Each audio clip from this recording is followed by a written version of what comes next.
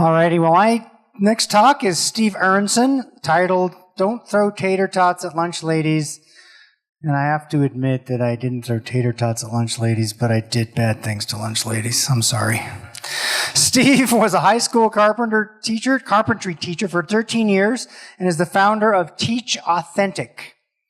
Mentoring youth and those who work with youth is his passion. Welcome, Steve.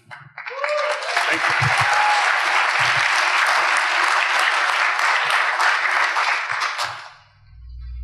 Welcome.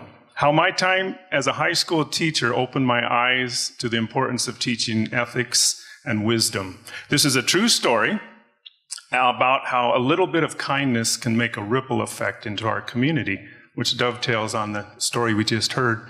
My lovely parents with the roses here, as a child, I've noticed that they were always kind to who was ever waiting on them, whether it was a custodian, a janitor, a lunch lady, somebody vacuuming. My dad used to embarrass me. He'd go up and thank the man for vacuuming our hotel.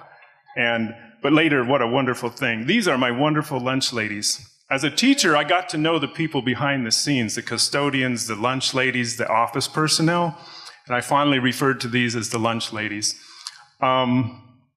Anyway, one day I was waiting in line for my lunch, and I noticed that Melody was very upset. So I waited for the crowd to die down, and I went up and I said, "Melody, are you all right?"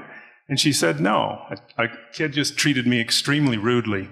They just throw their money down, they don't look us in the eye, and oftentimes I just feel invisible." And I confirmed with Priscilla and Linda, my other lunch lady friends, and they said, not always, but often we really do feel like we're invisible.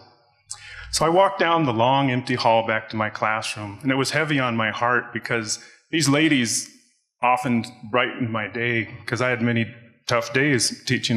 Working with teenagers is not always an easy thing. And so anyway, I knew my afternoon class was on its way, and I had my lesson plan, my curriculum, and I just could not shake this story. It was heavy on my heart. And so I decided to put my lesson plan aside, and in walks my students. And it was fresh on my mind, so I just shared right from my heart about how Melody had just been treated. And I kind of asked them, I said, "Do you think there's any truth to this?" They truly wanted to have a discussion and a dialogue. They were just totally hungry. And then about 3 or 4 of them admitted that they were unkind to lunch ladies. And they actually thought that they were these adults that really didn't have feelings. They're just the lunch ladies. They're not really human beings. So they said, "Hey, Mr. A, we are going to make a difference. This is not okay." So they brainstormed, and they came up with a plan. So I said, "Guys," the next day the kids walked in, and I said, "Get up and follow me." And they followed me like my little ducklings, and I said, "We are off to meet the lunch ladies and put a name with a face. I'm tired of us being invisible." So they introduced themselves to the lunch ladies, and I told them ahead of time to make sure this is a study in work ethics. I said, stand up straight, have eye contact, have a firm handshake, and make sure you give them a big smile. They started to become real to them. So, what really impressed me, though, was that the students actually immediately started going early to lunch every day. And it only took a few weeks, and they had become friends. I think they're the only ones in the schools. And so one day I noticed in the back room there, the lunch ladies had a cork board, and I noticed some pictures of my students up there. And I asked Priscilla, "What's up with that?" And she said, "Well, we're trying to collect pictures of each of your students."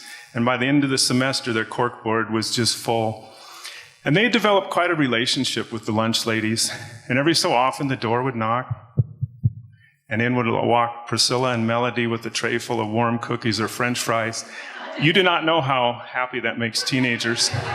So I thought this was cool in the end of the story. All of a sudden, my students, they came up with this. They said, "Mr. A, this was so simple and it made such a difference in their life. What if we took this into the community of Fort Collins and Loveland?"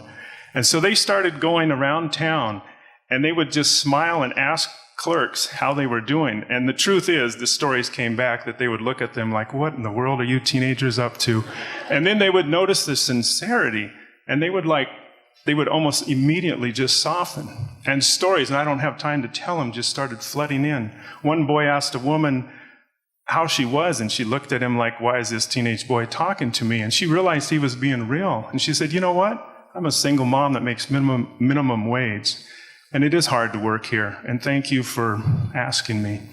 So the kids started spreading this all over town, and they started finding all these $1 million smiles around town. And they said they couldn't believe how easy it was. It was such a simple thing of kindness. So guys, don't throw tater tots at the lunch ladies. Priscilla and Melody came to our graduation at the end of the year. They had tears in their face, and they hugged every single one of my students and wished them well on their journey. How wonderful it is that none of us need wait a single moment before starting to improve the world.